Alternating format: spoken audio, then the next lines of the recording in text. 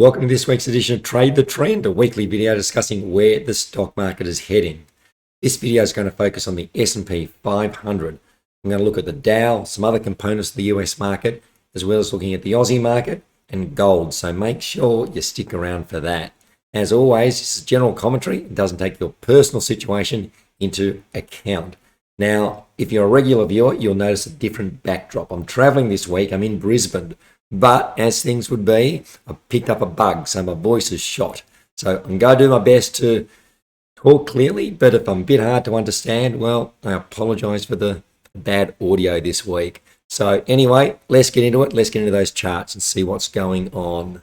So first up, we've got the S&P 500, and it's generally been a positive week. What's been positive is that we had that strong move up in the previous week, and now we've consolidated, in so far a reasonably constructive manner. I think the key to the short term, at least in the near term, is this support band at around 3,900. Ideally, if the market can hold above this support and continue to consolidate, it starts to develop a launching pad for potentially having a run at this downtrend line, which has been in place since the start of the year.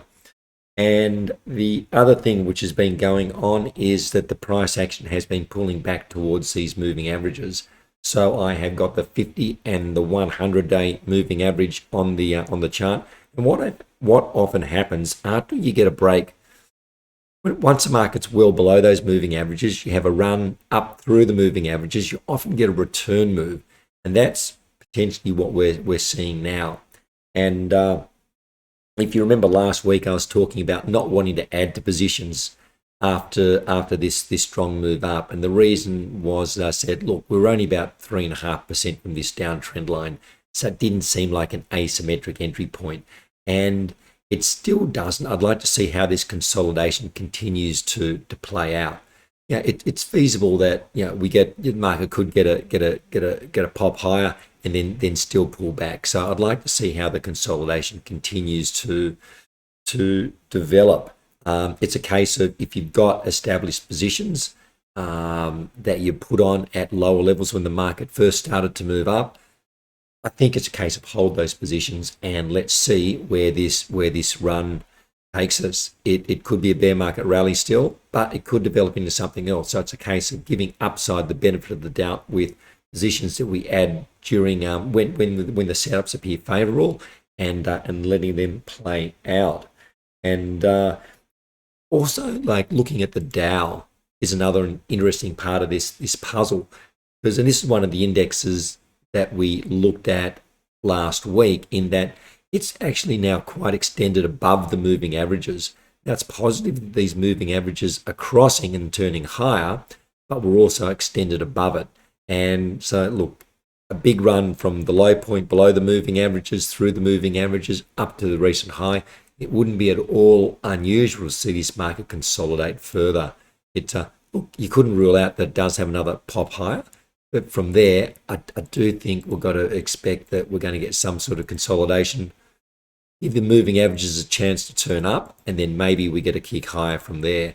So consolidation allows the moving average to start to turn. But look, overall, I think whilst I don't think this is an asymmetric entry point where we currently are, overall, I do think the technical picture is continuing to improve. Like, we just look at a stock like Google, for instance. So this is Google's price action over the last year or so. So I was talking about this a couple of weeks ago. We had this was really like crash-like conditions where Google fell something like, I think it was 20% in the space of a week and a half. So a big down move, and this is volume. We saw a spike in volume on this initial part of the move, and we saw some follow-through selling. Volume was still elevated, but not as extreme.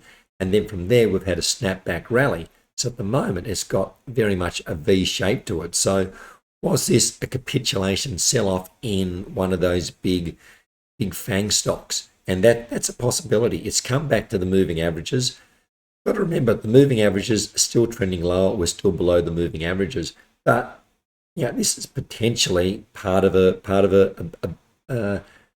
basing structure, which could see the worst past for Google, or it's actually Alphabet as the official name for it. The worst may have passed for the at least for now. And if we see stability in some of these big cap stocks, that brings stability to the overall market, and perhaps like leadership changes as we move into the next cycle, and we're looking for the big the market leaders becoming other stocks, which is something which often happens as you move through market cycles.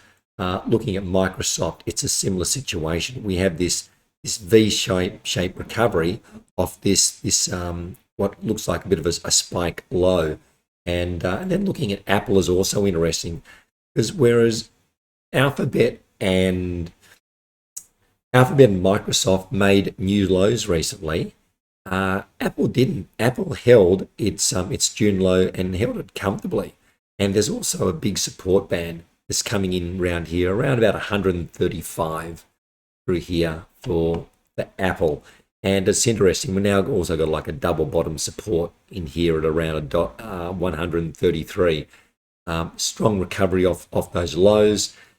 If we get sideways consolidation, that would be positive, because then again it sets that launching pad for potentially another thrust upwards. So overall, I think the stock market picture is looking encouraging, at least as far as things go over the next, potentially over the leading into year end and then early into the new year.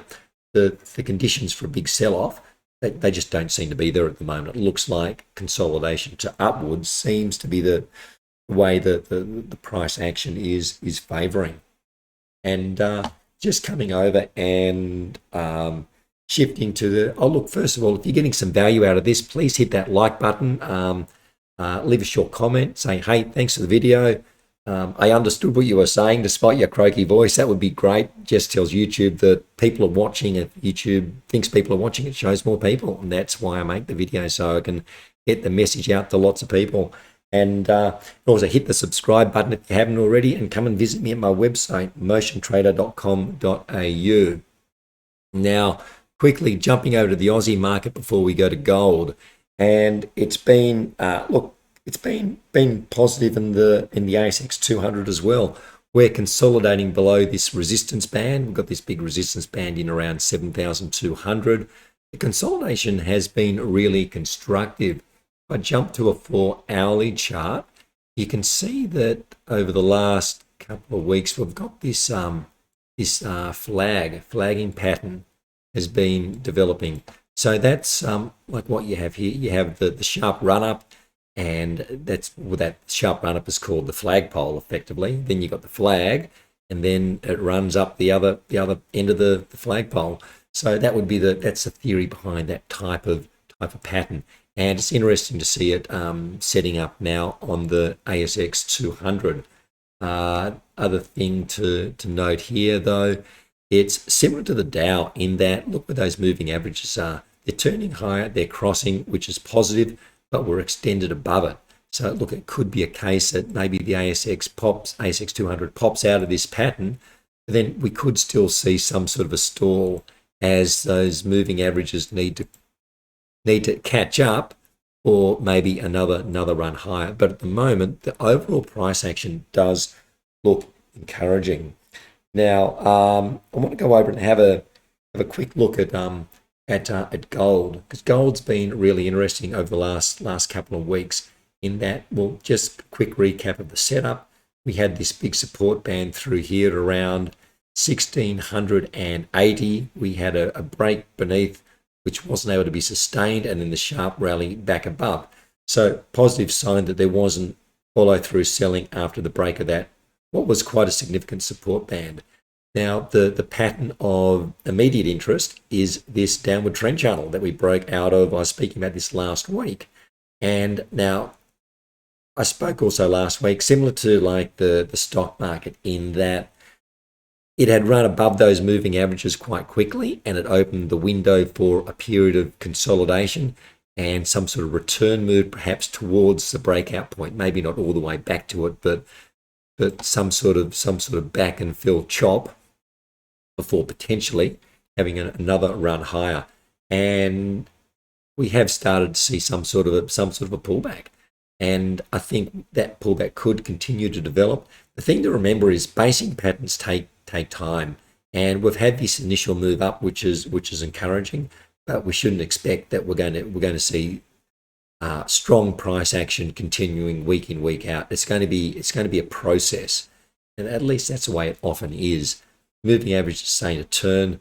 I think the potential remains. It's remaining positive for gold, and I think I don't know that now is an asymmetric entry point, because I think there's that possibility that we do get some consolidation or we get another leg up. It's a case of, if you've got gold stocks, if you've been buying gold stocks that have had some buy signals in gold stocks over recent weeks, I think it's a case of hanging on to them and then looking for more, looking at the setups, looking at the price action for additional entry points. And it's interesting when you look at some of the gold stocks. So just having a quick look at some of the big ones. Say, look at the stock like Barrick, for instance. And this is interesting because we had this. It looked like maybe Barrick was forming a base from around July, August, September. Then we had this sharp thrust lower in early November. So again, it's got that look of capitulation about it, where we had the sharp move lower.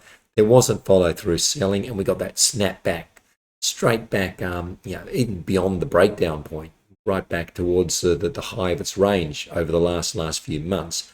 Moving averages still haven't turned higher, but they're starting to turn. So again, this could be all part of a big basing formation in some of these large cap gold stocks. This could consolidate, and that could provide the platform for another leg higher. Same when you look at a stock like Newmont. Same sort of pattern. Maybe that was the capitulation low. We've had the snapback rally. Let's watch the price action, see if we can consolidate, and then that can provide the setup for the next entry point.